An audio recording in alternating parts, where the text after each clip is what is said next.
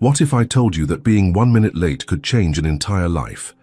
Charlotte ran down the wrong hallway, pushed open the wrong door, and came face to face with the most dangerous sight in Manhattan. Liam Kensington, the company's ruthless CEO, stepping out of the shower with water droplets running down his sculpted body. Their eyes met. The air grew thick. And in that endless second, they both knew that nothing would ever be the same again. But what happened next? Neither of them was ready for that. If this story has already sparked your curiosity, please hit the like button, subscribe to the channel, and let me know in the comments, where are you listening to this story from? Your support is what keeps this channel alive. Charlotte Reed had never felt as small as she did in that moment, standing in the middle of Kensington & Co.'s imposing lobby. The Italian marble reflected the golden lights from the crystal chandelier, and each step echoed like a reminder that she didn't belong in this world of power and elegance. Her hands were sweating as she clutched the cheap leather folder she had bought the night before, and her navy blue dress, the most formal one she owned, suddenly seemed inadequate in the face of all that sophistication. 28th floor, room 2804, she murmured to herself, repeating the address she had memorized the night before. The elevator rose in silence, and Charlotte tried to control her nerves. It was her first day as an executive assistant, an opportunity that had appeared like a miracle in her life of financial struggles. She couldn't mess everything up, but fate had other plans. The 28th floor hallway stretched in two directions, and Charlotte hesitated. Left or right? The room number was smudged on her notes because of the sweat from her nervous hands. The watch on her wrist showed 8:47 a.m. She was already 17 minutes late. Panic took hold of her. "Please don't let me ruin everything on the first day," she whispered, instinctively choosing the right corridor. Her legs trembled as she walked quickly, looking for room 2804. But the numbers seemed to be out of order, and her anxiety grew with each passing second. When she finally found a door with a sign that seemed to match what she was looking for, Charlotte didn't hesitate. She took a deep breath and pushed the door open forcefully. Hot steam hit her face immediately. For a moment, she stood paralyzed, trying to process what she was seeing. It wasn't an office, it was a luxurious locker room with dark wood lockers, gleaming mirrors, and a soft scent of expensive soap mixed with shower steam. And right in front of her, stepping out of the shower with a white towel around his waist, was a man who looked like he had walked out of a Greek sculpture. Time stopped. Water droplets ran down the defined muscles of his chest, slowly descending his rigid abs until they disappeared into the towel that hung dangerously low on his hips. His dark hair was wet, stuck to his forehead, and when he looked up, Charlotte felt like she had been punched in the stomach. Dark brown eyes, intense as a storm, fixed on her with a mixture of surprise and something more primitive that she couldn't identify. For long seconds, they simply stared at each other, and Charlotte felt the air escape from her lungs. "Who the hell are you, and what are you doing here?" His voice was deep, controlled, but loaded with an authority that made Charlotte instinctively step back. I... The words refused to come out. Charlotte felt her face burn with shame, and something else she preferred not to analyze. Her eyes betrayed her, quickly sliding over the wet body in front of her, before returning to his face, which now displayed an unreadable expression. "I'm sorry, I was looking for room 2804 and..." Her voice came out higher than normal. "I'm Charlotte Reed, the new executive assistant." Something changed in his expression when she said her name. His dark eyes narrowed slightly, as if he were processing important information. He took a step toward her, and Charlotte could feel the heat emanating from his still wet body. "Charlotte Reed," he repeated slowly, as if he were savoring her name. "You're in the wrong place, Miss Reed." The way he said her name made something strange happen in her stomach. Charlotte swallowed hard, trying to maintain her composure. "I know, I'm sorry. I was late and got confused with the hallways and..." She gestured nervously. "I'll leave right now." But when she turned to go, his voice stopped her. "I'm Liam Kensington." Charlotte felt her blood freeze in her veins. Slowly, she turned to face him again. Liam Kensington, the CEO, her boss, the most powerful man in Manhattan, standing semi-naked in front of her, still dripping water from his shower. "Oh God," she whispered, bringing a hand to her mouth. An almost imperceptible smile touched his lips, but his eyes remained serious, studying each of her reactions with a disturbing intensity. "Relax, Miss Reed. Accidents happen." He grabbed a white shirt hanging in the locker and put it on slowly, but not before Charlotte noticed every movement of his muscles. "But next time, maybe it would be better to knock before entering." Charlotte nodded vigorously, still in shock. Of course, this has never happened before. I'm not that kind of person." "What kind of person?" His question carried a subtle provocation that made Charlotte feel even more exposed. "The kind who invades men's locker rooms and—" She gestured vaguely in his direction. Liam finished buttoning his shirt and took another step toward her. Charlotte could smell his masculine scent, a mixture of expensive soap and something uniquely him. "And what else, Miss Reed?" The question hung in the air between them, loaded with a tension that Charlotte didn't know how to interpret. She realized that she still hadn't left, that she was standing there, talking to her semi-dressed boss in a private locker room. "I should go," she said finally, but her legs seemed to have forgotten how to move. "You should," he agreed, but made no move to make her exit easier. Instead, he tilted his head slightly, studying her. "Room 2804 is on the 27th floor, not the 28th. 27th, she repeated mechanically. "And Miss Reed?" She stopped at the door and looked back. "Be more careful next time. Not all executives are as understanding as I am." The way he said understanding sent a shiver down her spine. Charlotte nodded once more and finally managed to leave, closing the door behind her with trembling hands. Leaning against the hallway wall, she tried to regain control of her breathing. Her heart was beating so hard that she was sure it could be heard throughout the entire floor. What had just happened? And why, even knowing she should be mortified, could part of her still feel the heat of those dark eyes burning her skin? Charlotte looked at the elevator, then at the locker room door she had left behind.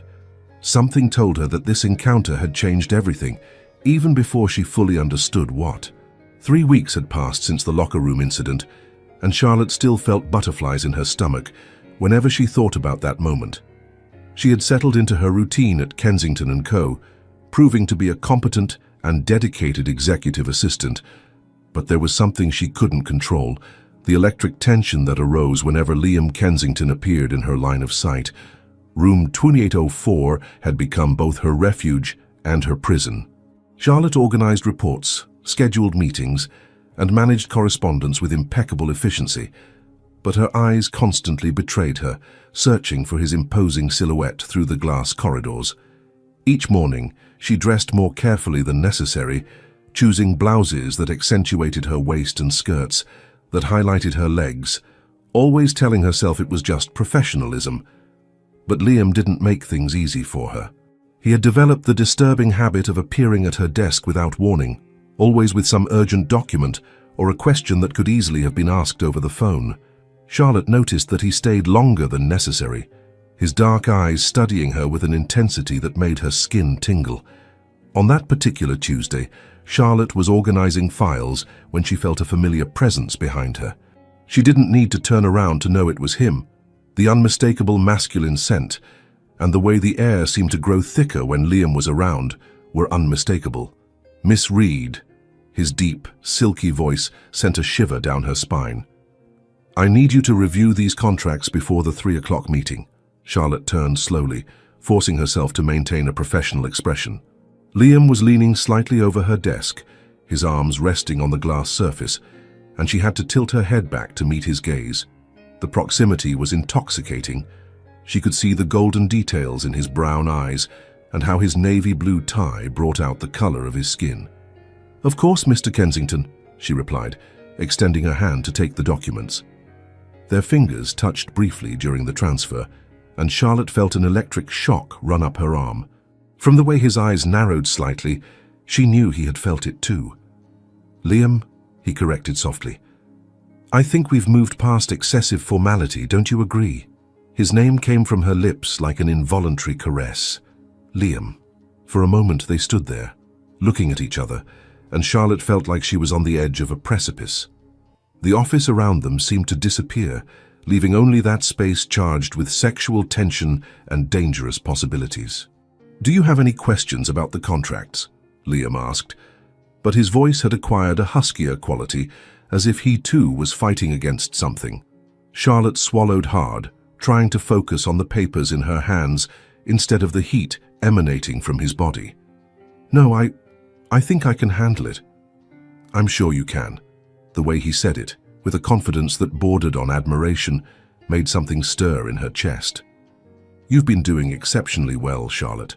The sound of her name on his lips was like music, intimate and dangerous. Charlotte felt her face heat up and forced herself to focus on the documents. "Thank you. I really love what I do." "And what else do you love?" The question came out more personal than professional, and when Charlotte looked up, she found Liam studying her with genuine curiosity that went beyond the boundaries of a boss-employee relationship. Charlotte hesitated, aware that they were navigating dangerous waters. I like to read, and walking in Central Park on Sundays." "Alone?" The question carried a weight she couldn't ignore. "Usually, yes." Liam nodded slowly, as if processing important information. "Central Park can be lonely on Sundays. Sometimes solitude is refreshing," Charlotte replied, though the word lonely had taken on a completely different meaning since she'd started working there. "Sometimes," he agreed, but there was something in his voice that suggested he understood exactly what she was talking about. "And other times, it can be incomplete." The silence that followed was loaded with meaning. Charlotte could hear her own heart beating and wondered if Liam could hear it too. She realized she had leaned slightly toward him, as if a magnetic force was pulling her to him. "Mr. Kensington." The receptionist's voice through the intercom broke the moment like a bucket of cold water. "Your 2:30 meeting arrived early." Liam stepped away from her desk, but his eyes remained fixed on Charlotte's face for a few more seconds. "Of course, send them up." He turned to leave but stopped at his office door. "Charlotte." "Yes?" "Those contracts. If you have any questions at all, you can come to me. Anytime." The way he emphasized any questions and any time made it clear that the offer went beyond professional matters. Charlotte nodded, not trusting her voice to respond adequately. After he disappeared into his office, Charlotte sat there, trying to regain control of her breathing. Her hands were shaking slightly as she held the contracts, and she realized she had barely breathed during the entire conversation. The rest of the afternoon passed in a haze of distraction. Charlotte tried to concentrate on work, but her mind kept returning to those moments of charged tension. Every time Liam passed by her desk, and he seemed to find reasons to do so with suspicious frequency, she felt that same electric shock. At 5 in the afternoon, the office began to empty. Charlotte remained at her desk, pretending to be busy with reports, but actually watching Liam through the glass walls of his office. He had taken off his jacket and rolled up his shirt sleeves, revealing muscular forearms that did strange things to her concentration. "Still working?" His voice surprised her again. Charlotte looked up and found him standing next to her desk, tie loosened, and an expression that mixed fatigue with something more intense. "Just finishing up some details," she lied, quickly closing the file she was actually just staring at without seeing. "Are you work too hard?" Liam observed, leaning against the edge of her desk. The proximity made Charlotte hyper-aware of every detail, the smell of his cologne mixed with his natural scent, the way his shirt stretched slightly over his broad chest, the way he looked at her as if he could see through all her carefully constructed defenses. "It's important to do good work," Charlotte replied, trying to keep her voice steady. "It is," he agreed, "but it's also important to relax." The word relax came from his lips like a suggestion, and Charlotte felt a wave of heat spread through her body. She stood up abruptly, needing distance to think clearly. "I should go," she said, starting to gather her things. Liam didn't move, continuing to lean against her desk, watching her every movement with disturbing attention. "Charlotte." She stopped, her hands freezing over her purse. "Yes?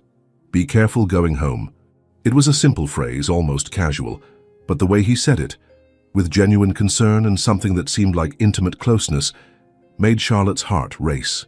"Thank you," she whispered, finally finding the courage to look directly at him. For an eternal moment they looked at each other across the silent office, and Charlotte had the unmistakable feeling that they were on the verge of something that would change everything forever. The tension between them had grown beyond control, transforming into something almost tangible that hung in the air like a dangerous promise. When Charlotte finally left the building that night, she knew she had crossed an invisible line. The attraction was no longer something she could pretend didn't exist. It was real, it was mutual, and it was getting stronger with every exchanged glance. And for the first time since she had started working at Kensington & Co., Charlotte wondered if she would be able to resist much longer. Friday, 10:30 p.m. The Kensington & Co. office was immersed in an almost sepulchral silence, broken only by the distant hum of the air conditioning and the occasional sound of cars passing on the street below. Charlotte should have gone home hours ago, but the quarterly report needed to be ready for Monday's meeting, and she had volunteered to stay until it was finished. Actually, that wasn't the whole truth. When Liam casually mentioned that he would also be working late, something inside her had whispered an excuse to extend her own stay. Now, with most of the building empty and only the soft light from her desk illuminating her workstation, Charlotte was beginning to question the wisdom of that decision. Through the glass walls, she could see him in his office, leaning back in his leather chair, one hand running through his dark hair in a gesture of fatigue she had learned to recognize. His tie was completely undone, hanging loosely around his neck, and the first 3 buttons of his shirt were open, revealing a tempting glimpse of the tanned skin underneath. Charlotte forced herself to return her attention to the numbers on the computer screen, but the spreadsheets might as well have been in hieroglyphics for all she could understand. Her concentration had deteriorated progressively throughout the night, especially after Liam had brought her coffee around 9, staying long enough beside her desk for her to feel the heat of his body and the masculine scent that left her slightly dizzy. "Still awake over there?" His voice echoed through the silent office, making her jump slightly. Charlotte looked up and found him standing in his office doorway, shoulders leaning against the frame in a way that should have been casual, but somehow managed to be intensely sexy. The soft light from the hallway created interesting shadows on his face, accentuating the strong line of his jaw and making his dark eyes seem even deeper. "Trying to finish this report," she replied, gesturing vaguely at the screen. "You know how it is? Numbers that won't stop dancing on the screen." Liam chuckled softly, a deep sound that sent strange vibrations through her chest. "I know that feeling well." He approached her desk with slow, deliberate steps, like a predator who wasn't in a hurry, because he already knew his prey had nowhere to run. Charlotte felt her breathing become more shallow with each step he took. "Can I take a look?" Liam asked, but he was already walking around the desk to stand behind her chair. Charlotte nodded, not trusting her voice. When he leaned over her to see the screen, his cologne enveloped her completely, a mixture of wood, spices, and something uniquely masculine that made her senses panic. She could feel the heat of his body radiating through his shirt, and when he placed a hand on the desk beside the keyboard, she was practically trapped between his arms. "This number here," Liam murmured, pointing to something on the screen, but Charlotte could barely concentrate on his words. His voice was deeper than normal, huskier, and she could feel his warm breath against her ear. "Needs to be adjusted based on last quarter's projection." "Oh," Charlotte whispered, trying desperately to focus on the numbers instead of his disturbing proximity. "Of course, I hadn't noticed that." "It's easy to miss," Liam said. But when Charlotte turned her head slightly to respond, she discovered he wasn't looking at the screen. He was looking directly at her, his dark eyes fixed on her face with an intensity that made her heart stop for a moment. They were dangerously close. Too close. Charlotte could see the golden details in his eyes, the way his pupils had dilated slightly, the perfect line of his lips that suddenly became the center of all her attention. "Charlotte," he said softly, and something in the way he pronounced her name, like a prayer or a confession, made something break inside her. "Yes?" The word came out as a whisper, loaded with a vulnerability she hadn't intended to reveal. For a moment that seemed to stretch into eternity. They simply looked at each other. Charlotte could hear her own heart beating like a drum in her ears, could feel her pulse racing in her neck, could see the internal struggle reflected in Liam's dark eyes. "This is a terrible idea," he murmured.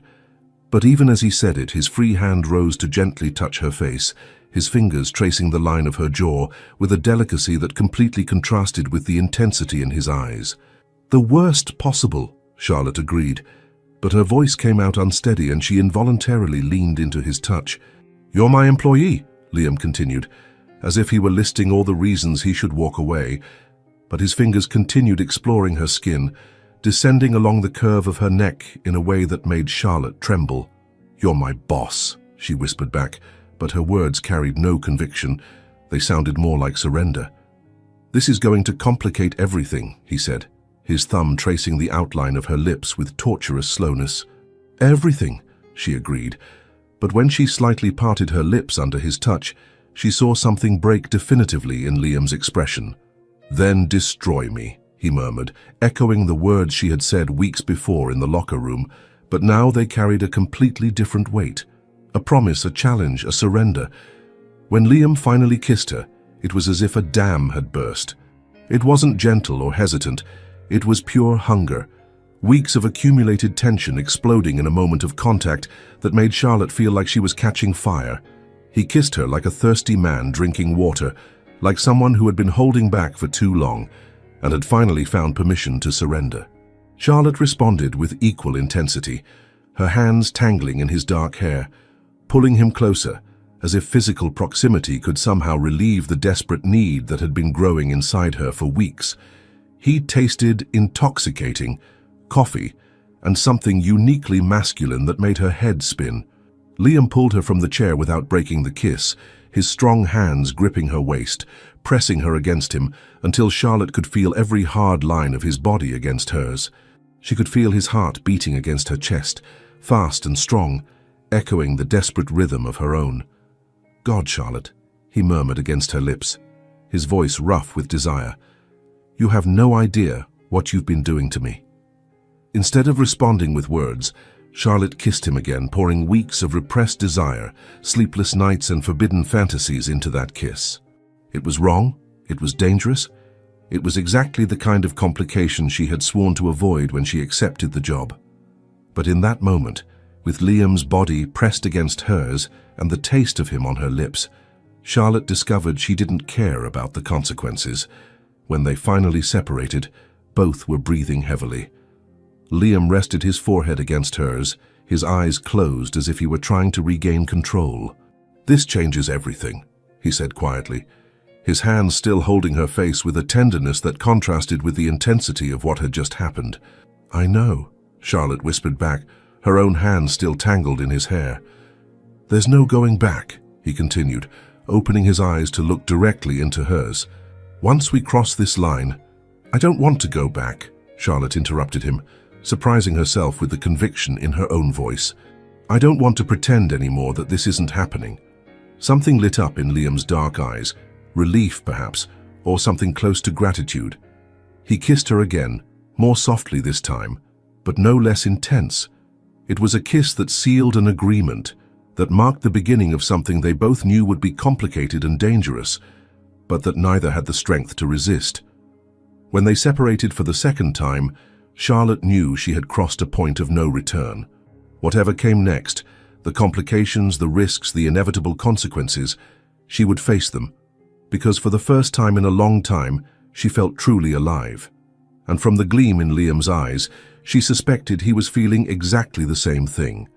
Mondays always brought a particular energy to Kensington & Co., but this specific one carried something different in the air, a tension that Charlotte couldn't completely identify. There was a subtle agitation among the employees, whispers in the hallways, and furtive glances that seemed to converge toward the executive elevator. Charlotte was organizing Liam's schedule when Marcus, the assistant from the legal department, appeared at her desk with an expression that mixed curiosity with something close to nervousness. "Have you ever heard of Lucinda Prescott?" he asked in a low voice, looking around as if he feared being overheard. The name wasn't familiar, but something in the way Marcus pronounced it, with a mixture of reverence and caution, made Charlotte pay attention. "No. Why?" "She's here," Marcus whispered dramatically. "On the 32nd floor, meeting with the board. And from the rumors going around, it's not a social visit." Before Charlotte could ask for more details, her desk phone rang. Liam's voice, normally controlled and confident, carried a note of tension she had learned to recognize. "Charlotte, I need you to cancel my 10 o'clock meeting and reorganize my schedule for this afternoon and—" He hesitated, which was unusual for him. "Prepare the smaller conference room. I'll have an important meeting in an hour." "Of course," Charlotte replied automatically, already jotting down the changes. "Anything else you need?" There was a pause long enough for Charlotte to wonder if the call had dropped. When Liam finally responded, his voice was strangely formal. "Just stay available, it might be a long afternoon." The call ended before Charlotte could respond, leaving her with a feeling of unease she couldn't explain. It was gradually that Charlotte began putting together the puzzle of who Lucinda Prescott was. Through fragmented conversations at the coffee machine and casual comments from older colleagues, she discovered that Lucinda had been a constant presence in Liam's life for years, first as a business partner, then as something more. Much more. They were Manhattan's power couple for almost 3 years, explained Sarah from accounting during lunch. Beautiful, rich, ruthless in business. Everyone thought they were going to get married. "What happened?" Charlotte asked, trying to sound casual despite the growing knot in her stomach. "Nobody knows for sure. Suddenly she just disappeared from his life, moved to London, started her own company. But from the rumors—" Sarah leaned closer. She never really got over Liam. Charlotte spent the rest of the afternoon trying to concentrate on work, but her mind kept returning to that conversation.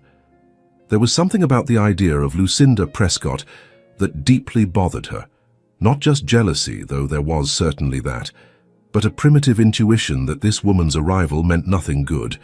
At 3 in the afternoon, Charlotte got her first glimpse of Lucinda Prescott. She emerged from the elevator like an apparition, tall, elegant, wearing a beige-tailored suit that probably cost more than Charlotte's monthly salary. Her blonde hair was pulled back in an impeccable chignon. Her makeup was subtle but perfect, and she moved with the confidence of someone who had never doubted her place in the world. But it was her eyes that most impressed Charlotte, blue as ice, intelligent and calculating, sweeping the office with the precision of a predator assessing familiar territory. "You must be the new assistant," Lucinda said, stopping directly in front of Charlotte's desk.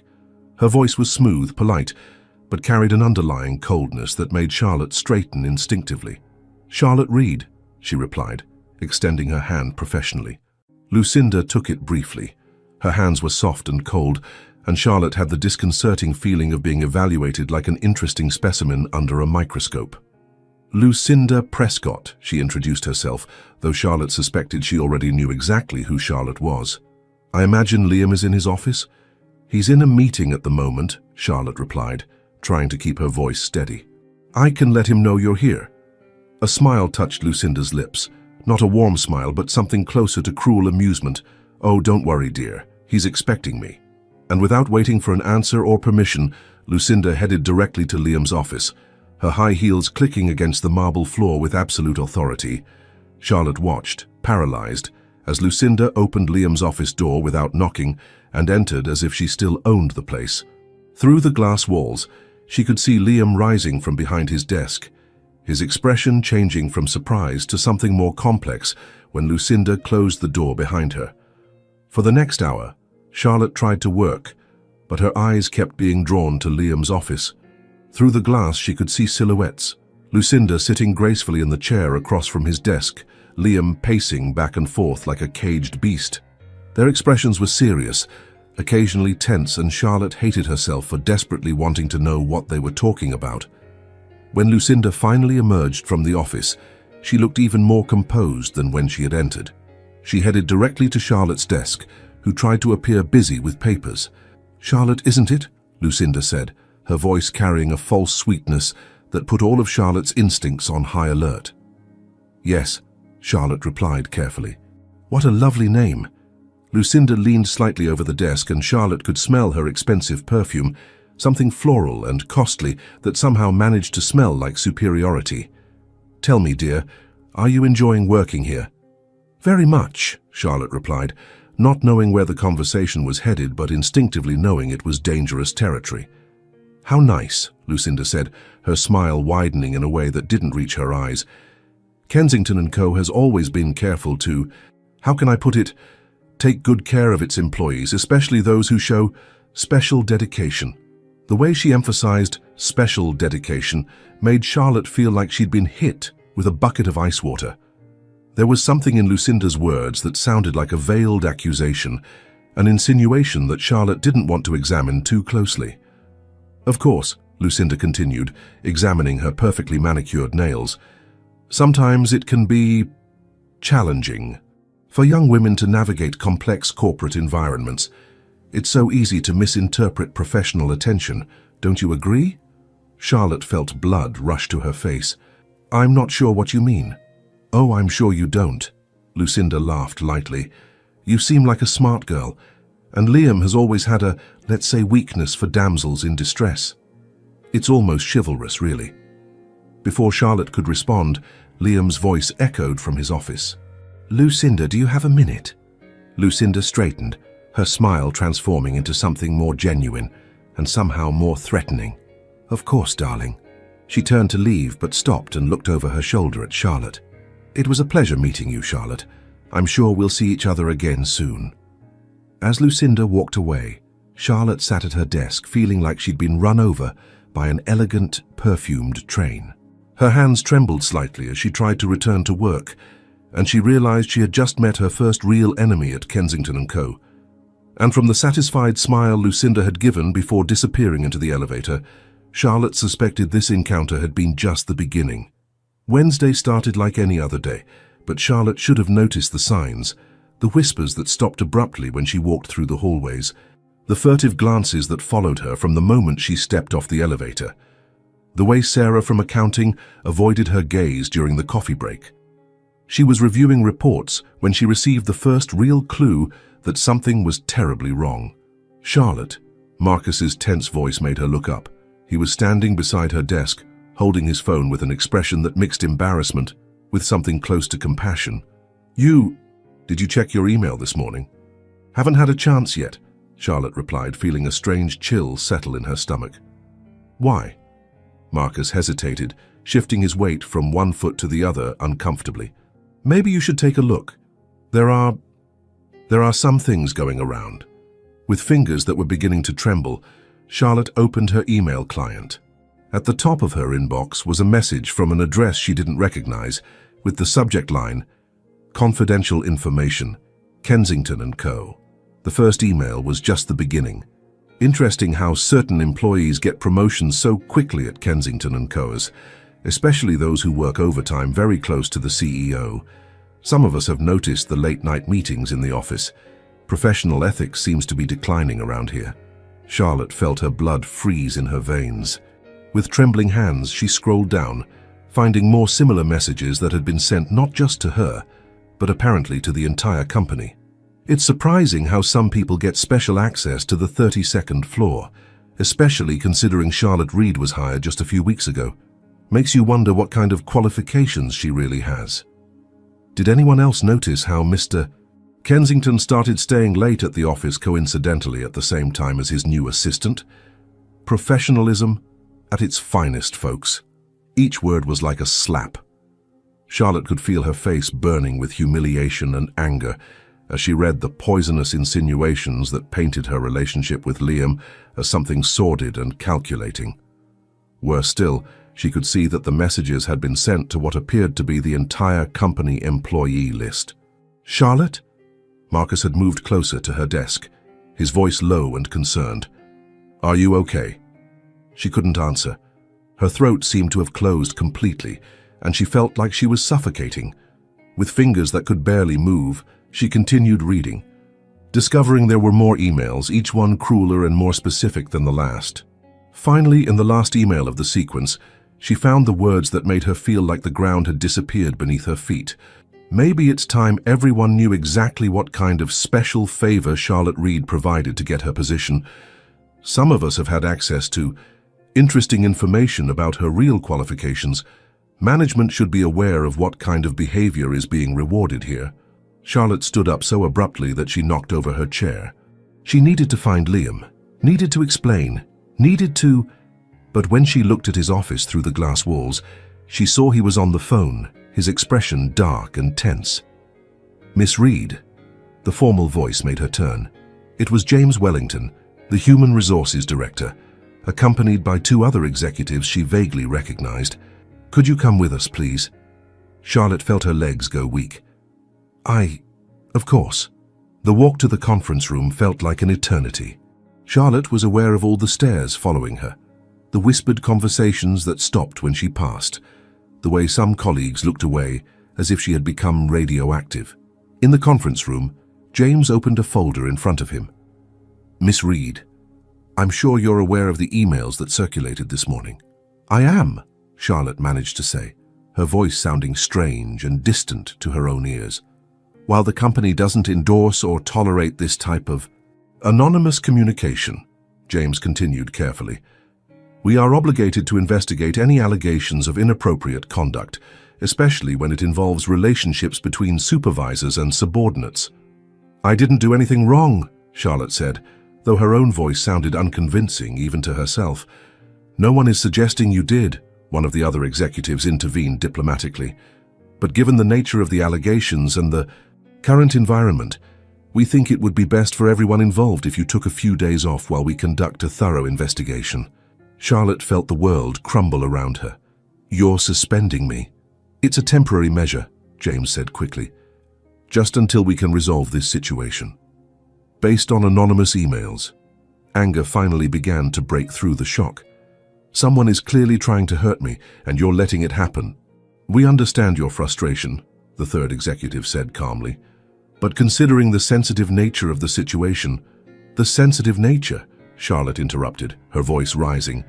"Someone is destroying my reputation with lies, and you're punishing me for it." Before anyone could respond, the conference room door opened. Liam entered like a storm, his expression angrier than Charlotte had ever seen. "What the hell is going on here?" he demanded, his eyes sweeping the room before fixing on Charlotte. She could see anger and something that looked like genuine concern in his gaze. "Mr. Kensington," James began nervously, "we were just following protocol." "Protocol?" Liam cut him off. "You're suspending an excellent employee based on cowardly anonymous emails?" "Given the allegations about the nature of your relationship," one of the executives began. "What allegations?" Liam demanded, his voice dangerously low. "That I have confidence in a competent employee, that she stays late because she's dedicated to her work? What a terrible crime." Charlotte watched Liam's passionate defense with a mixture of gratitude and despair. He was fighting for her, but this would only make the speculation worse. "Mr. Kensington," she said quietly, "maybe it's better if I take a few days anyway, until this gets resolved." Liam turned to her, his dark eyes full of something she couldn't completely identify. For a moment she thought he would fight more, would refuse to let her go, but then he nodded slowly. "If that's what you want." It wasn't what she wanted. What she wanted was to go back in time and prevent any of this from happening. But now, with the entire company whispering about her, with her reputation in pieces on the floor, Charlotte didn't know if there was a way back.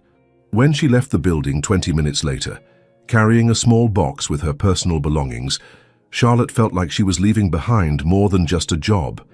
She was leaving behind her dignity, her confidence, and perhaps the only real chance at happiness she'd had in years. And somewhere up there, Lucinda Prescott was probably smiling. 1 week. 7 hellish days had passed since Charlotte had left Kensington & Co., carrying a cardboard box with her few personal belongings. 7 days of deafening silence, of a phone that didn't ring, of a loneliness that seemed to swallow her small Brooklyn apartment. She was trying to distract herself by organizing her resume for the 10th time when the news exploded. Massive leak of confidential data from Kensington & Co. exposes million-dollar merger strategies, screamed the Financial Times headline on her laptop screen. Internal documents reveal secret negotiations that could impact the global market. Charlotte felt her blood freeze in her veins as she read the article. Confidential contracts, internal emails, negotiation strategies she had helped type. Everything was being exposed in minute detail by the financial press. Her first reaction was horror at what this would mean for Liam and the company. Her second reaction was pure terror when she realized the implication. The phone rang before she could fully process what was happening. It was a number she didn't recognize, but something in her intuition made her answer. Charlotte Reed, The voice was formal, official. "Yes? This is Detective Martinez from the New York Financial Crimes Department. We'd like to speak with you about the recent information leaks from Kensington & Co." The world seemed to collapse around her. What? "Some documents suggest you had access to the materials that were leaked. We'd like to clarify a few things. Can you come to the station this afternoon?" Charlotte could barely respond. When she hung up the phone, her hands were shaking so much she almost dropped the device. They suspected her. Obviously, they suspected her. The newly hired employee who had been suspended amid scandal, who had access to the documents, who had reasons to be resentful. 2 hours later, sitting in a cold, windowless interrogation room, Charlotte felt like she was living a nightmare. The detectives were professional, but their questions were sharp as blades. "Did you have access to these specific documents?" Detective Martinez showed a list that made Charlotte's stomach churn. "Yes, but only as part of my job. I never..." "Were you resentful toward the company after your suspension?" "Of course I was upset, but I would never..." "Did you keep copies of work files on your personal devices?" The question hit her like lightning. Charlotte vaguely remembered sending some documents to her personal email to work from home during some long nights. It was a violation of company policies, but something many employees did occasionally. Sometimes to work from home." She saw the detectives exchange meaningful glances and knew she had just dug her own grave. When she finally left the station 3 hours later, with instructions not to leave the city while the investigation continued, Charlotte felt numb. She walked through Manhattan streets in a daze, barely conscious of where she was going until she realized she had stopped in front of the Kensington & Co. building. That's when she saw him. Liam was leaving the building, surrounded by lawyers and executives, his face a mask of controlled tension. Even from a distance, Charlotte could see he had lost weight, that there were stress lines around his eyes that hadn't been there before. Their eyes met across the crowd, and for a moment Charlotte felt a spark of hope. Maybe he would come to her, maybe they could talk, maybe... But then she saw the expression on his face change. Something closed in his eyes, a coldness she had never seen before settled into his features. Liam looked away and got into the limousine without a word, without a gesture, as if she were a stranger. Charlotte stood there on the sidewalk, watching the car's taillights disappear into traffic, feeling like she had been punched in the stomach. That night, alone in her apartment, she called him. The phone rang once before going straight to voicemail. She tried again. Same result. On the third attempt, an automated message informed her that the number had been changed. That's when reality hit her completely. Liam had changed his number. He was avoiding her. After everything that had happened between them, after all the whispered promises and intimate moments, he had simply cut contact. Charlotte let herself fall onto the couch, finally allowing the tears to come. She cried for the injustice of the entire situation, for the cruelty of the accusations, for the loss of her job and reputation, but mainly, she cried for the loss of Liam, because in that moment, she understood she had lost more than a job or a career. She had lost the man she loved, the man who apparently had decided she wasn't worth the risk, that the problems she brought were greater than anything they could have together. 3 days later, the news got worse. The tabloids had discovered her identity and were painting her as the vengeful assistant who tried to destroy her billionaire ex-boss. Photos of her leaving the police station were scattered across the internet, accompanied by cruel speculation about her motives and character. Charlotte stopped leaving home, stopped answering the phone, stopped checking emails or social media. She took refuge in her apartment like a wounded animal, trying to understand how her life had disintegrated so completely in a matter of weeks. It was during one of these dark nights that she found a letter that had been slipped under her door. There was no return address, just her name written in elegant handwriting she didn't recognize. "Dear Charlotte, I hope you're finding time for reflection during this difficult period. Sometimes the most valuable lessons come from the most painful experiences. Perhaps now you understand that some worlds simply aren't made for certain people. With sincere regards, a concerned friend." Charlotte didn't need a signature to know who had written the letter. Lucinda Prescott had gotten exactly what she wanted. She had destroyed Charlotte completely, had separated her from Liam and now was savoring her victory. That night, Charlotte lay in her empty bed and allowed herself to imagine, for the last time, how it would have been if things were different. If there were no Lucinda, if there were no scandals, if there were no suspicions and painful separations. But when the sun rose the next morning, Charlotte made a decision. She wasn't going to let Lucinda Prescott win completely. Somehow, some way, she was going to discover the truth and clear her name, even if it meant facing a man who had chosen to doubt her when she most needed him to believe. 3 weeks had passed since the interrogation at the police station, and Charlotte had almost given up any hope of redemption when her phone rang on a rainy Thursday morning. The number was unknown, but something made her answer. "Charlotte, it's Margaret from reception at Kensington & Co." The older woman's voice was tense, almost whispering. "I know I shouldn't be calling, but can you meet me? It's about what happened to you." An hour later, Charlotte was sitting in a small, discreet cafe in the Lower East Side, watching Margaret nervously stir her tea. The woman had worked at Kensington & Co. for over 20 years, knew all the building's secrets, and Charlotte had always liked her maternal nature. "I haven't been able to sleep properly," Margaret began, her wrinkled hands trembling slightly around the cup. "Knowing what I know and seeing what they did to you. It's not right, Charlotte. It's just not right." "Margaret, what do you know?"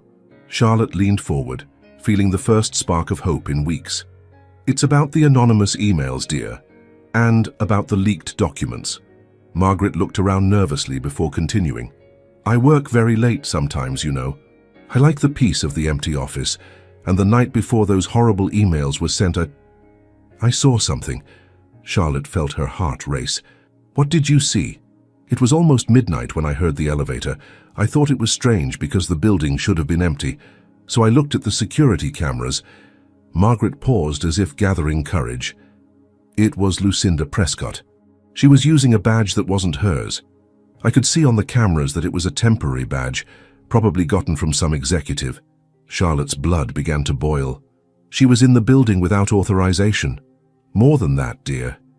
She went straight to the executive floor, and I saw her entering your workspace. She stayed there for almost an hour. Margaret leaned closer, her voice dropping to a whisper. "The next day, the emails appeared, and a week later the documents were leaked." Charlotte felt a mixture of anger and relief coursing through her veins. Finally, there was proof that Lucinda was behind everything. "Margaret, do you still have access to the camera recordings?" The older woman shook her head sadly. "They automatically delete after 2 weeks, but..." She hesitated, biting her lower lip. "I made copies. I saved them on a flash drive because something told me it would be important." Charlotte almost knocked over her coffee cup. "You have proof?" "I do. And more than that, I was able to trace the IP address of the anonymous emails through the company system. They all came from the same computer, a laptop that was connected to our Wi-Fi network the same night Lucinda was there." The puzzle pieces began to fall into place in Charlotte's mind. Lucinda had planned everything meticulously. She had used her access to the building to hack the system, steal confidential information, and then orchestrated both the email scandal and the subsequent leak to completely destroy Charlotte's reputation. "Why didn't you take this to the police?" Charlotte asked. Margaret looked ashamed. "I was scared. Lucinda Prescott is a powerful woman with connections everywhere, and I'm just a receptionist close to retirement. Who would believe me?" "I believe you," Charlotte said firmly, "and we're going to make everyone believe." 2 hours later, Charlotte was at the police station again, but this time as a complainant, not as a suspect. Detective Martinez examined the evidence Margaret had provided with growing interest. "This is quite damning," he admitted, looking at the security footage that clearly showed Lucinda entering the building and accessing restricted areas. "And you said you have technical evidence too." Margaret, who had found the courage to accompany Charlotte to the station, handed over a second flash drive. "Here are the system logs showing unauthorized access and the email metadata traced back to her laptop." Detective Martinez nodded slowly.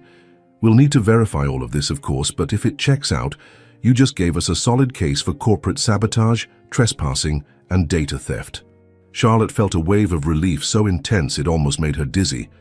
Finally, the truth was coming to light. "There's one more thing," she said hesitantly. I need Mr. Kensington to know about this. He has the right to know the truth." The detective studied her carefully. "I'll contact him personally, considering the nature of the case and the fact that the company was as much a victim as you were." 3 hours later, Charlotte was home when her doorbell rang. She opened the door expecting to see maybe Margaret or even another police officer. Instead, she found Liam standing in the hallway. He looked different, thinner, with deep dark circles, unshaven.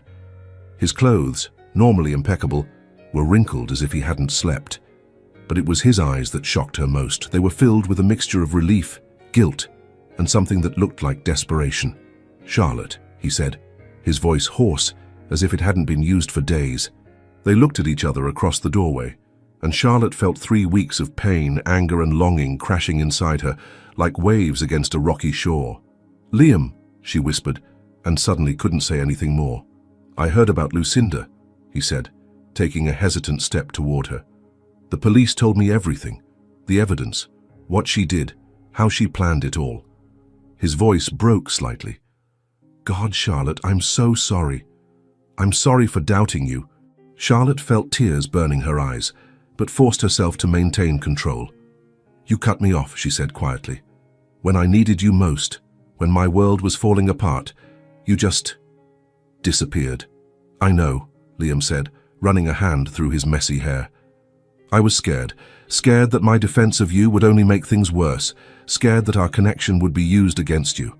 I thought if I stayed away, you'd be safer."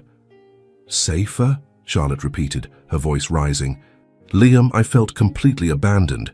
You changed your phone number, because I knew that if I heard your voice, I would come to you, and that could ruin any chance you had of clearing yourself." He took another step toward her, his eyes pleading. "I was trying to protect you, protecting me by destroying my heart." The tears finally began to fall. "You were the only good thing that happened to me in years, and when things got tough, you ran." "You're right," Liam said simply. "I ran. I was a coward. And you're the only real thing in my life, Charlotte. The only thing that matters, and I let you go when I should have fought for you." Charlotte looked at him through her tears, seeing the sincerity and remorse in his face. Part of her wanted to throw herself into his arms, forgive everything, and pretend the last few weeks hadn't happened. But another part of her, the part that had survived the darkest 3 weeks of her life, knew it would take more than apologies to fix what had been broken between them. "The truth came to light," she said finally. "But what you did, the way you abandoned me, that's also true, Liam." And with that, she gently closed the door, leaving him outside, knowing that while the truth had been revealed, the journey back to each other would be much more complicated than either of them imagined. 2 weeks had passed since Charlotte had closed the door in Liam's face, and he hadn't given up. Every day, without fail, flowers appeared at her door. Not extravagant and expensive arrangements, but simple and personal bouquets. White daisies on the first day, because she had mentioned once that they were her favorites. Yellow roses on the second, symbolizing friendship and a new beginning. Purple tulips on the third, with a card that simply said, "For the bravest woman I've ever known." Charlotte tried to be strong, tried to maintain her resolve, but each small and thoughtful gesture was slowly melting the walls she had built around her heart. On Friday morning, she found something different waiting for her. It wasn't flowers this time, but a handwritten letter on expensive stationery, sealed with red wax like something from a more romantic era. "Charlotte, I know I don't deserve your forgiveness. I know that words alone cannot undo the pain I caused when I abandoned you at the moment you needed me most. But I need you to know that every day without you has been a form of slow death. Lucinda was arrested this morning. The charges include corporate sabotage, data theft, defamation, and trespassing. She confessed everything, how she planned to destroy you from the moment she realized I had truly fallen in love for the first time in my life. You have been publicly exonerated. Your reputation has been completely cleared, but I know that doesn't erase what I did to you. If you'll give me a chance, just one, to explain in person, I'll be waiting at Central Park, near Bethesda Fountain, at 8 tonight. I'll be there every night until you show up or until I understand that I've lost you forever. With all my love and regret, Liam." Charlotte read the letter 3 times, her hands trembling slightly. She could feel the sincerity in every word, the raw vulnerability of a man who rarely admitted being wrong. And the news about Lucinda brought a dark satisfaction. Finally, justice had been served. But it was the last part of the letter that made her heart ache. The idea of Liam waiting alone in the park, night after night, was both romantic and heartbreaking. Charlotte spent the entire day fighting with herself. Part of her wanted to run to the park immediately, throw herself into his arms, and forget all the pain of the past few weeks. But the wounded part, the part that had survived abandonment and public humiliation, insisted she should be more cautious. At 7:30 in the evening, she was standing in front of her bathroom mirror, wearing a simple blue dress, the same one she had worn the first time they had worked late together. She didn't know why she had chosen that dress specifically, but something about it felt right. Central Park was bathed in the golden light of sunset when Charlotte approached Bethesda Fountain. Her heart was beating so hard, she was sure it could be heard by everyone around. And then she saw him. Liam was sitting on a bench near the fountain, wearing dark jeans and a simple white shirt, more casual than she had ever seen him. His hands were clasped together, his shoulders tense with anticipation or anxiety. When he saw her approaching, he stood slowly, as if he couldn't believe she had actually shown up. "You came," he said softly when she stopped a few feet away. "You said you'd be here every night," Charlotte replied, keeping her voice carefully controlled. "I couldn't let you wait forever." A small, hesitant smile touched his lips. "I would have waited, forever, if necessary." They looked at each other across the space that separated them, and Charlotte could feel the familiar tension arising between them. Not just physical attraction, but something deeper, more complicated. "Liam," she began, "what you did was unforgivable," he interrupted, taking a cautious step toward her. "When you needed me most, I let fear guide my decisions instead of love. I abandoned you to protect my company, my reputation, my controlled world. And in doing so, I lost the only thing that really mattered." Charlotte felt tears burning her eyes, but forced herself to continue. "You made me feel like I was disposable, like everything we had shared was nothing." "It was never nothing," Liam said fervently, taking another step. "You're everything, Charlotte. You're the first person who made me feel something real in years. When Lucinda came back, when the scandal started, I panicked because I realized I had something to lose. And ironically, it was that fear of losing you that made me lose you anyway. So why should I believe that this time will be different?" Charlotte asked, her voice breaking slightly. "How do I know that in the next crisis you won't run away again?" Liam stopped right in front of her, so close she could feel the heat of his body, the familiar scent that always made her dizzy. "Because I learned that a life without you is no life at all. Because I'd rather face any scandal, any crisis, any public judgment with you by my side than face another day alone." He raised his hands hesitantly, gently touching her face as if she were made of glass. "Charlotte, I love you. Not just as a man loves a woman, but as someone who found his other half. You complete me in ways I didn't even know I needed to be completed." Tears finally began to stream down Charlotte's face. "Liam, I know I need to earn back your trust," he continued, his thumbs gently wiping away her tears. "I know words aren't enough, but if you'll give me a chance, I'll spend the rest of my life proving that you can count on me. In the good times and the bad, in scandals and celebrations, forever." Charlotte looked into his dark eyes and saw something she hadn't seen before: complete vulnerability. Liam Kensington, the powerful CEO who controlled empires, was completely defenseless before her. "You hurt me," she whispered. "I know. You made me feel like I wasn't worth fighting for. You're the only thing worth fighting for." Charlotte closed her eyes, feeling the final battle between her head and her heart. Her head listed all the reasons why she should protect herself, keep her distance, demand more time. But her heart was screaming a truth she could no longer deny. She loved him, completely, irrevocably, despite all the pain. "If we do this," she said finally, opening her eyes to meet his, "if we try again, it has to be real. No running at the first difficulty. No protecting me by making decisions for me. If we're together in everything." "In everything," Liam agreed immediately. "Through good times and bad, through storms and calm." And Liam. Charlotte leaned slightly closer to him. If you run from me again, there won't be a third chance. I won't run, he promised, resting his forehead against hers. Never again. When he kissed her, it was different from all the kisses they had shared before. It wasn't just passion or desire. It was forgiveness. It was promise. It was the beginning of something new built on the ashes of what had been broken. Charlotte surrendered completely to the kiss, pouring weeks of longing, pain, and hope into it. She could feel his tears mixed with hers, could feel the gratitude and relief in every touch. When they finally separated, both were breathing heavily. Liam pulled her closer, holding her as if he would never let her go again. "You're my only weakness," he murmured against her hair, echoing words he had said months before. "Then let me be your strength," Charlotte replied, remembering her own response from that distant night. And there, under the emerging stars of Central Park, they began again. Not as the same people who had fallen in love the first time, but as two people who had weathered the storm and chosen to stand together on the other side.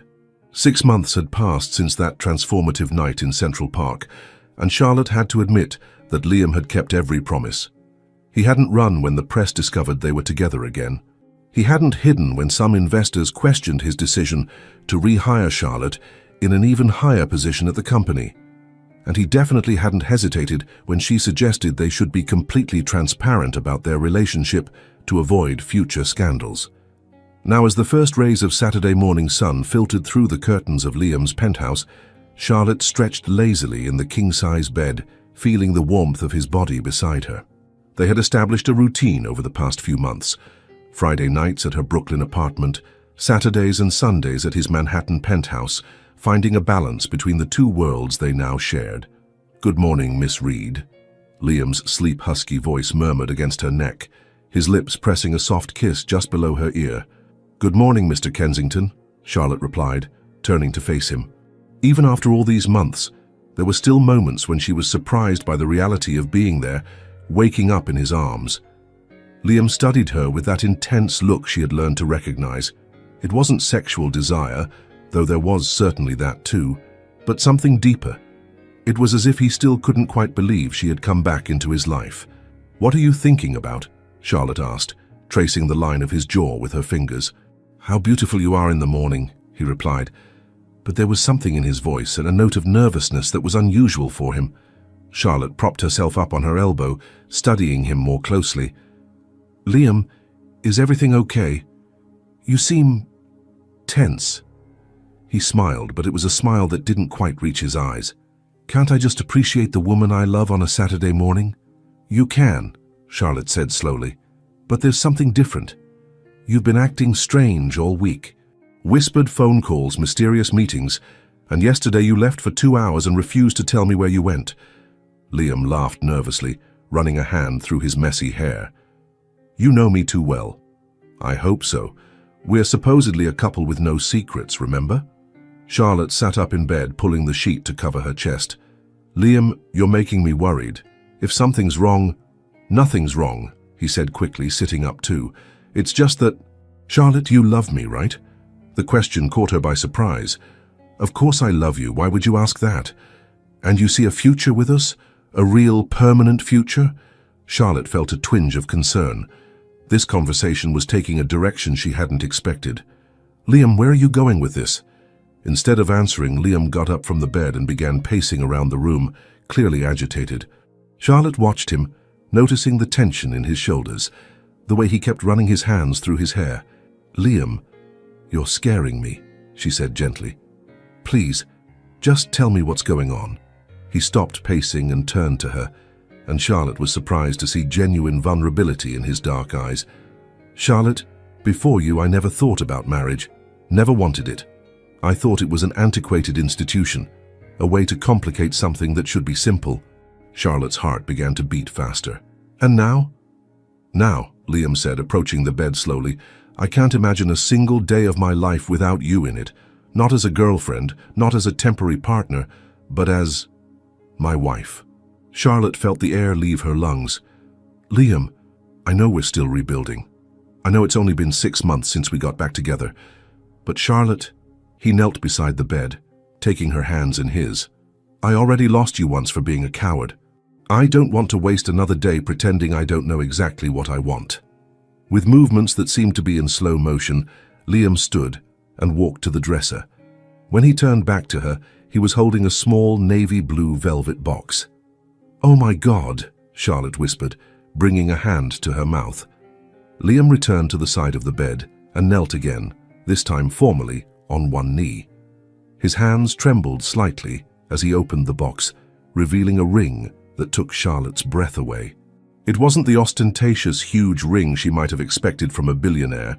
Instead, it was elegant and timeless, a perfectly cut oval solitaire diamond set in a simple platinum band. It was exactly the type of ring she would have chosen for herself if she had ever allowed herself to dream of this moment.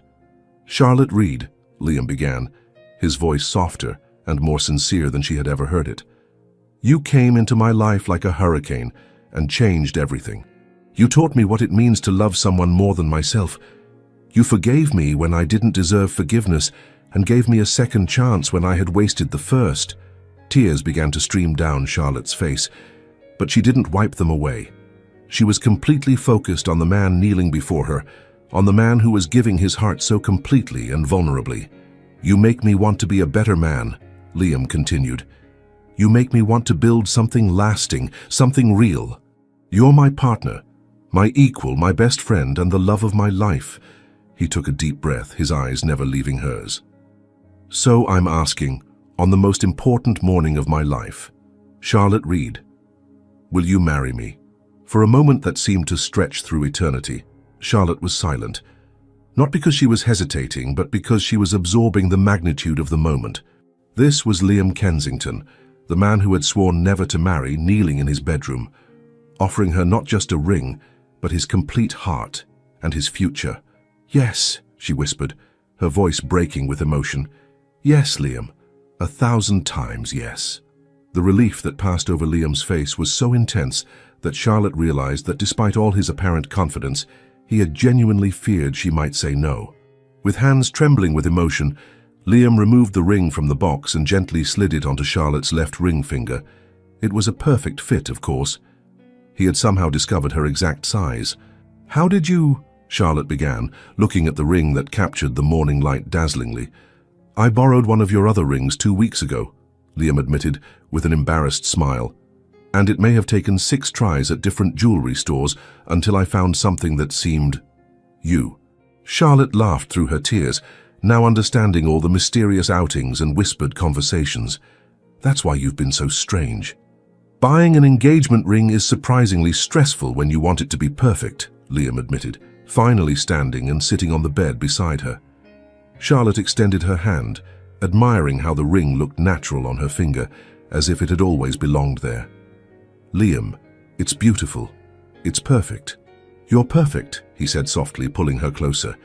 "And somehow, miraculously, you said yes." "It would always be yes," Charlotte said, looking directly into his eyes. "No matter when you asked, no matter how, it would always be yes. Because you're my future, Liam, you're my home." When he kissed her, it was with the passion of a man who had just had his greatest dream fulfilled.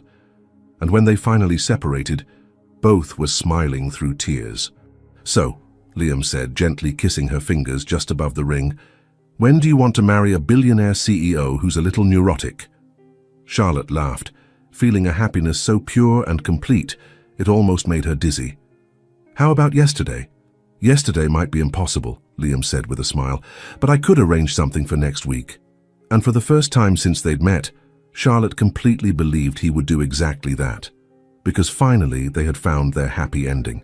3 months after the proposal, on a golden autumn morning that seemed to have been painted especially for the occasion, Charlotte Reed stood before the full-length mirror in the bridal suite at the Plaza Hotel, barely able to believe that the radiant woman in the reflection was herself. The dress she had chosen was a masterpiece of elegant simplicity, ivory satin that flowed like water, a subtle V neckline, long sleeves of delicate lace, and a train that gracefully extended behind her. It wasn't the most extravagant dress Liam's money could buy, but it was exactly what she had dreamed of since childhood. Timeless, classic, perfect. "My God, Charlotte," Sarah from accounting, now one of her closest bridesmaids, whispered while adjusting the delicate veil. "You look absolutely stunning." Charlotte smiled, nervously touching the pearl necklace that had been Liam's wedding gift, a family heirloom that had belonged to his grandmother. It was his way of saying she was now part of the Kensington family history, that she had a permanent place in his legacy. "Nervous?" asked Margaret, who had become a maternal figure to Charlotte over the past few months. The older woman looked lovely in a navy blue dress, her eyes shining with pride. "Surprisingly, no," Charlotte replied, and realized it was true. Despite the magnitude of the moment, despite the 200 guests waiting downstairs, despite all the media attention the wedding had generated, she felt at peace. "It's strange, but I feel like this is exactly where I should be." A gentle knock on the door interrupted the moment. "Charlotte, dear, may I come in?" The voice belonged to Liam's father, Richard Kensington, a distinguished man in his 70s who had flown especially from London for the wedding. Over the past few months, he had become a warm and welcoming presence in Charlotte's life, clearly delighted with the woman who had captured his son's heart. "Of course, Mr. Kensington," Charlotte replied. Richard entered, elegant in his tuxedo, but stopped abruptly when he saw her. "My dear girl," he said softly, "you look absolutely radiant." "Thank you," Charlotte replied, feeling tears threatening to smudge her carefully applied makeup. "I came to bring something from Liam," Richard said, taking a small box from his jacket pocket. "He wanted you to have this before the ceremony." Inside the box was a pair of delicate diamond earrings and a handwritten card. With slightly trembling hands, Charlotte opened the card. "For the woman who transformed my house into a home, my life into an adventure, and my heart into something I didn't know it could be. In a few hours, you'll be my wife, but you're already my soulmate. Forever yours, Liam." "Oh," Charlotte whispered, pressing the card against her chest. "He's a bit nervous downstairs," Richard confessed with an amused smile. "Marcus had to stop him from coming up here 3 times to check if you're okay. I think he still can't quite believe you said yes." Charlotte laughed, imagining Liam pacing nervously downstairs. "How is he?" "Like a man who's about to marry the love of his life," Richard replied. "Scared, ecstatic, and completely in love." 15 minutes later, Charlotte was arm in arm with Richard, who had offered to walk her down the aisle when he learned her own parents had passed away years before, at the top of the plaza ballroom stairs. The sight that awaited her took her breath away. The ballroom had been transformed into a magical winter garden. Arrangements of white roses, eucalyptus, and soft lights created an intimate atmosphere despite the size of the space. 200 candles flickered like stars, and rose petals formed a path to the improvised altar in front of the large windows overlooking Central Park. But Charlotte barely noticed the stunning decoration. Her eyes were immediately drawn to the man waiting for her at the end of the aisle. Liam stood beside the officiant, wearing a tuxedo that had been custom-made for him. His hair was perfectly styled, but Charlotte could see he had run his hands through it nervously. And when their eyes met across the crowded room, the smile that lit up his face was so radiant that Charlotte felt her heart stop for a moment. The music began, a soft version of All of Me, played by a string quartet, and Charlotte began her walk toward the future. With each step, she saw familiar faces smiling at her. Colleagues from Kensington & Co., friends she had made over the past few months, powerful executives who had become acquaintances. But her eyes kept returning to Liam, who watched her as if she were the most precious thing he had ever seen. When they finally reached the altar, Richard gently kissed Charlotte's cheek and placed her hand in Liam's. "Take good care of her," he whispered to his son. "Forever," Liam promised, his eyes never leaving Charlotte's face. The officiant, a retired judge who had been a friend of the Kensington family for decades, smiled warmly at them. "Dearly beloved, we are gathered here today to witness the union of Liam and Charlotte in marriage." But Charlotte barely heard the traditional words.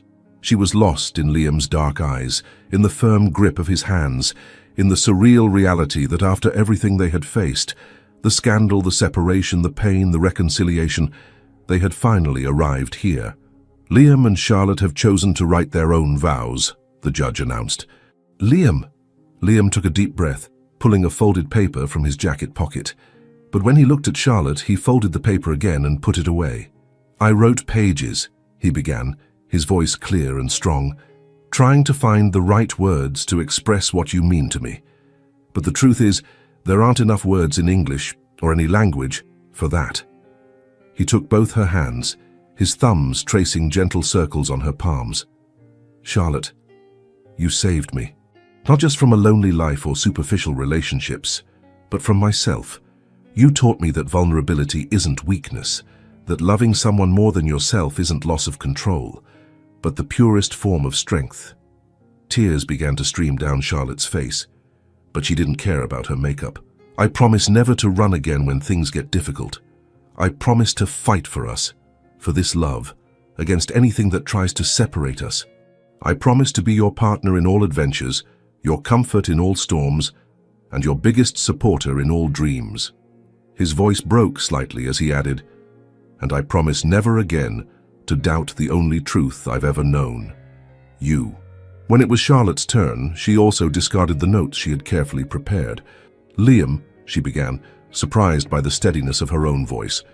Before you, I didn't know I was only living partially.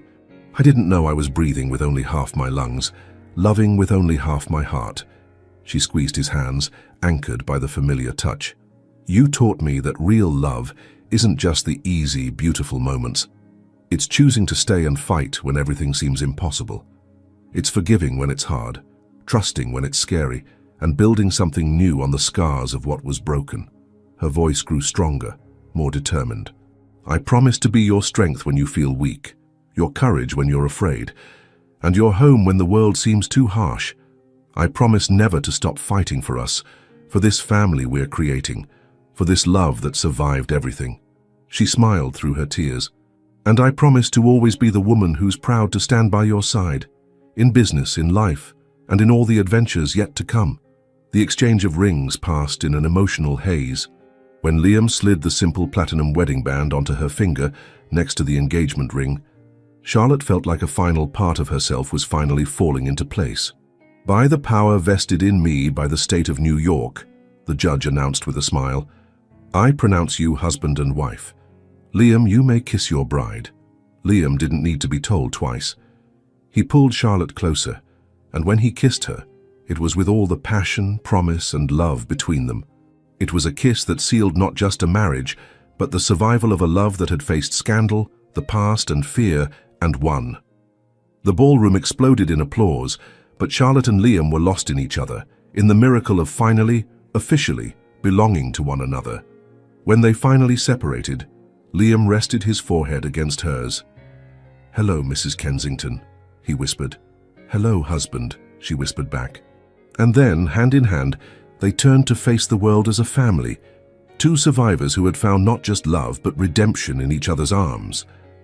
Later that night, as they danced their first dance as husband and wife in the ballroom, now lit only by candles, Charlotte looked around at all the smiling faces watching them and realized something profound. She had started at Kensington & Co.'s as a desperate young woman looking for just a job, but she had found much more than a career. She had found her place in the world, her family, and a love that had proven strong enough to survive any storm. What are you thinking about? Liam murmured in her ear as they slowly swayed. How sometimes, Charlotte whispered back, the best stories begin with the simplest mistakes. Like walking into the wrong locker room? Like walking into the wrong locker room, she confirmed, smiling. Then here's to beautiful mistakes, Liam said, spinning her once before pulling her back into his arms. And to the happy endings they make possible, Charlotte completed. They had survived the storm, and now they belonged to each other, forever. And so, Charlotte discovered that sometimes the truest love is born from the most unexpected moments, that courage isn't never being afraid, but choosing to love even when everything seems impossible. That some people enter our lives like hurricanes and teach us we were capable of much more than we ever imagined. Because deep down, we all deserve a love that sees us, that fights for us, that chooses to stay. And perhaps, this story also speaks a little about us. If this journey touched you, please hit the like button, subscribe to the channel, and tell us, where are you listening to this message from? Your support is what allows us to keep bringing stories that warm the heart.